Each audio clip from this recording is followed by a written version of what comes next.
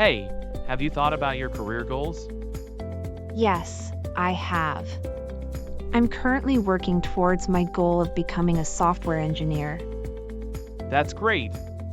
Did you know that the job market for software engineers is growing faster than the average job market?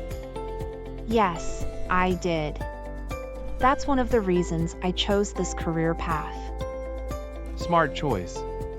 Did you also know that the average salary for software engineers is around $107,000 per year? Yes, that's one of the perks of this career path. But it's not just about the salary. I'm also passionate about technology and creating innovative solutions. That's great to hear.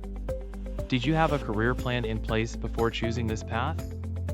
Yes, I did. I researched the job market, the skills required, and the education needed.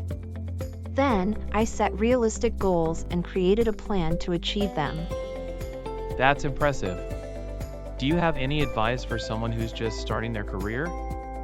Yes, I would say to do your research, set realistic goals, and be open to learning and adapting.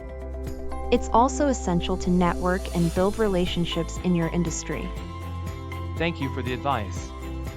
I'll keep that in mind as I plan my career path.